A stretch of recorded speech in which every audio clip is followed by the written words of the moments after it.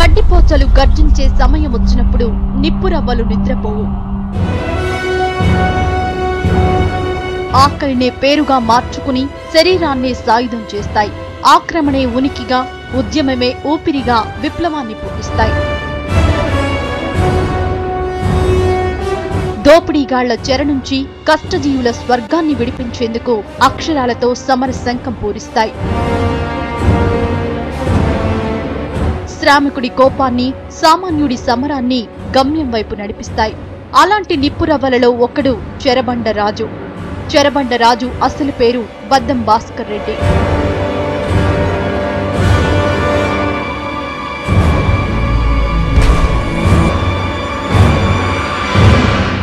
1944 రెండో ప్రపంచ యుద్ధం ముగుస్తున్న రోజులవి. ఫాసిజంపై సామ్యవాద, ప్రజాస్వామిక శక్తులు గెలుస్తున్న సమయం అది. భారత్ నుంచి బ్రిటిష్ దొరలు వెళ్లిపోతారన్న నమ్మకం బలపడ్డ రోజులవి. దున్నేవారికే భూమి అంటూ వీర తెలంగాణ గర్జిస్తున్న విప్లవ కాలం అది. సరిగ్గా అప్పుడే నల్గొండ జిల్లా అంకుశాపురంలో తెలుగు సాహిత్యంలో ఉప్పెనను తీసుకొచ్చిన కెరటం పురుడు పోసుకుంది. ప్రసవ వేదన భరించలేక చచ్చిపోతూ ఓ తల్లి బిడ్డకు జన్మనిచ్చింది. ఆ పశువుడికి బద్దం బక్కారెడ్డి అని తండ్రి పేరు పెట్టాడు. కాని పిల్లాడికి జన్మనిస్తూ తల్లి పడిన బాధను తలుచుకుని శరబంది రాజుని పిలుచుకున్నాడు. అయితే స్కూల్కు వెళ్లిన తరువాత బక్కారెడ్డి భాస్కర్ రెడ్డి అయ్యాడు. బతుకులు బక్కవైనంత మాత్రాన పేర్లు బక్కగుండాలా అని ఒక ఉపాధ్యాయుడు భాస్కర్ రెడ్డి అని పేరు పెట్టాడు. శరత్చంద్ర నవలలను పరిచయం చేశాడు. రవీంద్రుని శాంతినికేతన్ స్వప్నాన్ని చూపించాడు.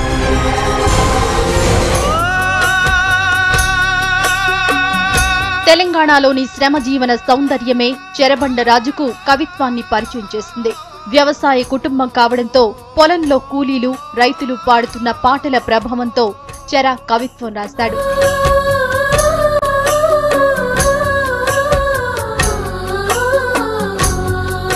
అలా సాగుతున్న ఆ కవితా ప్రవాహానికి పెళ్లి కొత్త సాహిత్యాన్ని అందించింది.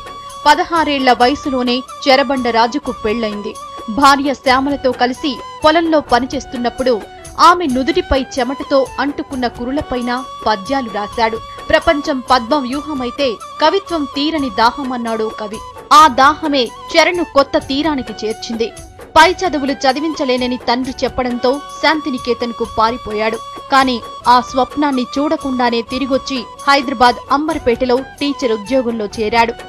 ఓవైపు విద్యార్థులకు పాఠాలు చెబుతున్నా చదువుకోవాలన్న కోరిక తీరకపోవడంతో నల్లకుంట ఓరియంటల్ కాలేజీలో MOL చేశాడు.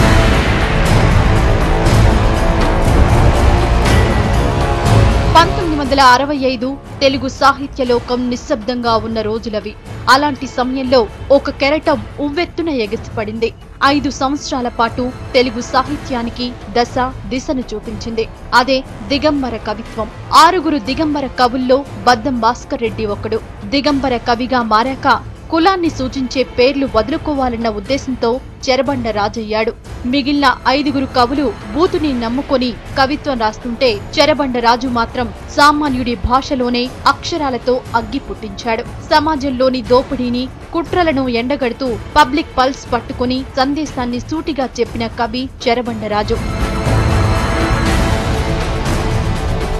ఓ నా ప్రియమైన మాతృదేశమా, తల్లివి తండ్రివి దైవానివి నీవేనమ్మా, దుండగులతో పక్క మీద కులుకుతున్న శీలం నీది, ఒంటి మీద గుడ్డలతో జెండాలు కుట్టించి వివస్త్రవై ఊరేగుతున్న దైన్యం నీది, అంతర్జాతీయ విపణిలో అంగాంగం తాకట్టు పెట్టిన అందం నీది, సంపన్నుల చేతుల్లో మైమరిచి నిద్రిస్తున్న యవ్వనం నీది, అప్పు తెచ్చి లేపిన మిద్దెల్లో కాలుగాలిన పిల్లిలా తిరుగుతున్న దీనత్వం నీదంటూ 1970లో చెరబండ రాజు రాసిన ఈ కవిత ప్రస్తుత పరిస్థితులకు సరిగ్గా సరిపోతుందంటే అతని కళానికున్న పవర్ ఎలాంటిదో అర్థం చేసుకోవచ్చు. అజరామరంగా నిలిచేటువంటి ఏదైనా 1-2 వచన కవితలు చెప్పమంటే నిలిచేటువంటి గీతం వందే మాతరం. ఇవాళ మనం ఏ మార్కెట్ విధ్వంసాన్ని అయితే చూస్తున్నాము, ఏ సామ్రాజ్యవాద ప్రపంచీకరణ అయితే చేస్తున్నాము, లేదా ఒక మాటలో చాలామంది సాహిత్య విమర్శకులు చెప్పినట్టుగా తనివేల నాగిరెడ్డి తాకట్టులో భారతదేశం అని తన కోర్టు తీర్పులో కోర్టు స్టేట్మెంట్లో ఏ ప్రకటన చేశాడో ఆ మొత్తం ప్రకటనకు ఒక 8-10 లైన్లలో వివరించేటువంటి గీతంగా వందే మాతరం అని. అంటే ఈ భారతదేశం ప్రపంచ మార్కెట్లో తాకట్టుబడి ఉన్నది ఈ భారత మాతకు ఎట్లా విముక్తి కలిగిస్తాము అనేటువంటి పేరుతో వందే మాతరం గీతం రాశాడు. ఎగసిపడ్డ కెరటంలా దిగంబర కవిత్వం హఠాత్తుగా 1970లో ఆగిపోయింది. చెరబండరాజు విప్లవ రచయితల సంఘంలో చేరాడు. తెలుగు పండిత శిక్షణ పొంది ప్రాచీన సాహిత్యం చదువుకున్న వచన కవిత్వంపై చెర పట్టు సాధించాడు. సహజమైన భాషతో చెర సృష్టించిన వచన కవితా శైలి తెలుగు సాహిత్యంలో భారీ మార్పులకు కారణమైంది. అప్పటిదాకా సంస్కృత పదాలతోనే కవిత్వం రాసిన శ్రీశ్రీ కూడా చెర ప్రభావంతో వచనాలతోనే రాశాడు. అయితే విప్లవ భావజాలాన్ని వచన కవిత రూపంలో ప్రజల్లోకి తీసుకెళ్లలేమని భావించిన చెర తనను తాను మార్చుకుని పాట వైపు పయనించాడు.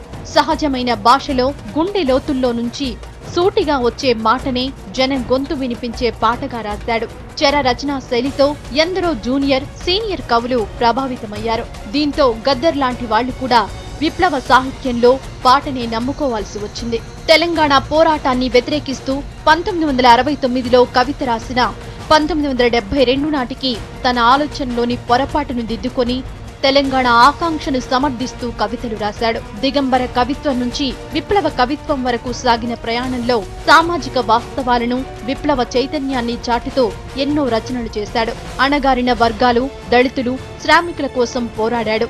చెర గొప్పతనం ఏంటంటే శ్రామికులు, ప్రజల గురించి రాయడమే కాదు, కార్మిక వర్గ జీవితాన్ని అనుభవించాడు. ఎమర్జెన్సీలో టీచర్ ఉద్యోగం పొందినప్పుడు బతుకుదెరువు కోసం ఆటో నడిపి కార్మిక వర్గ దృక్పథాన్ని ఆచరణలో చూపించాడు.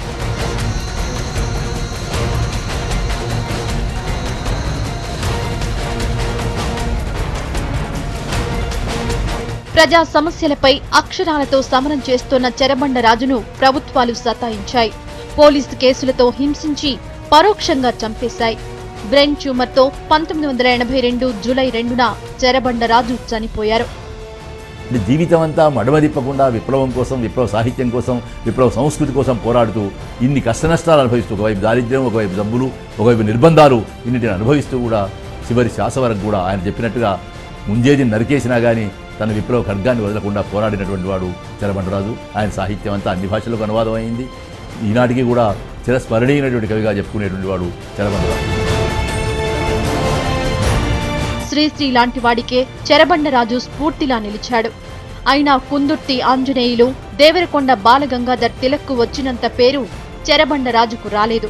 తెలంగాణ వాడన్న ఒకే ఒక్క కారణంతో చెరను చీకట్లో నెట్టేశారు. ఒకవేళ చెరబండరాజు ఆంధ్రాలో పుట్టి ఉంటే నెత్తిన పెట్టుకుని ఊరేగేవారు కాదా?